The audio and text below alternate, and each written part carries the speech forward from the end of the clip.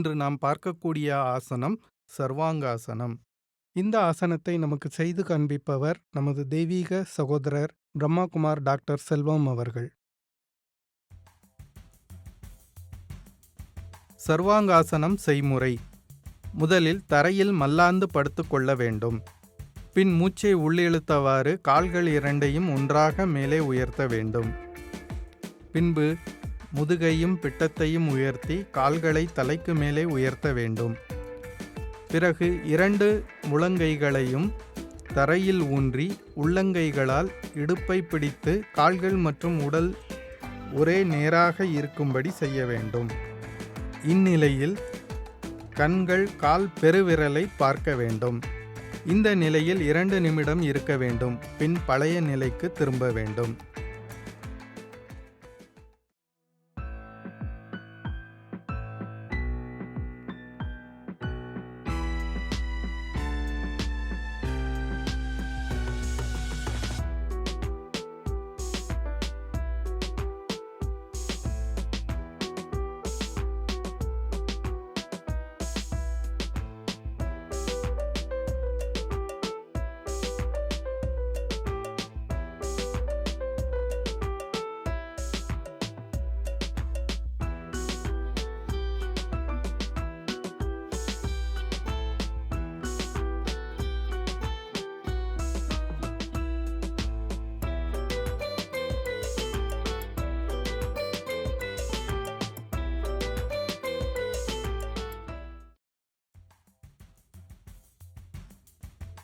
இந்த ஆசனத்தால் ஏற்படும் நன்மைகள்.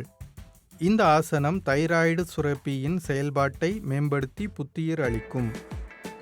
இந்த ஆசனமானது தலையில் இரத்த ஓட்டத்தை அதிகரிக்கும், நினைவாற்றல் அதிகரிக்கும் மற்றும் மனதை ஒருநிலைப்படுத்த உதவும். அட்ரினல் சுரப்பிகள், கருப்பைகள் மற்றும் விதைப்பைகளை வலுவாக்கும். 2 மற்றும் 3ஆம் நிலை ஆஸ்துமாவிற்கு நன்மை அளிக்கும். அடிவயிற்று தசைகள் வலுவாகும். இதயத்திற்கு நல்லது. தலைவலி, உயர் இரத்த அழுத்தம், ஒற்றை தலைவலி உள்ளவர்களுக்கு நன்மை அளிக்கும். தூக்க பிரச்சனைகளை சரி செய்யும். மலச்சிக்கல் பிரச்சனைகளை போக்கும்.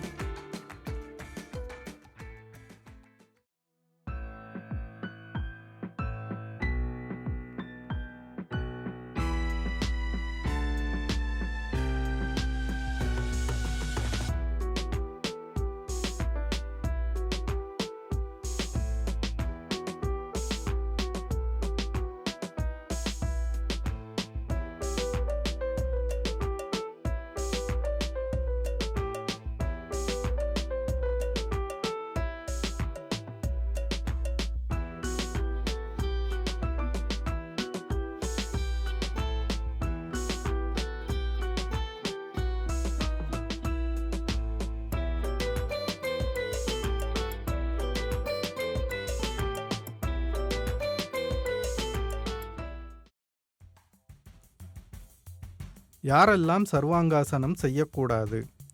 உயர் இரத்த அழுத்த பிரச்சனை கொண்டவர்கள் சர்வாங்காசனத்தை செய்யக்கூடாது.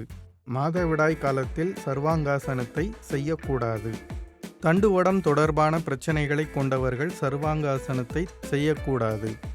கடுமையான தைராய்டு பிரச்சனை, நாள்பட்ட கழுத்து பிரச்சனைகள், தோள்பட்டை காயங்கள் மற்றும் ரெட்டினா பிரச்சனைகளை கொண்டவர்கள் சர்வாங்காசனத்தை செய்யக்கூடாது. இதய பிரச்சனைகள், காது பிரச்சனைகள், ஸ்லிப் டிஸ்க், ஸ்பாண்டிலைட்டிஸ் பிரச்சனைகளை கொண்டவர்கள் சர்வாங்காசனத்தை செய்வதை தவிர்க்க வேண்டும்.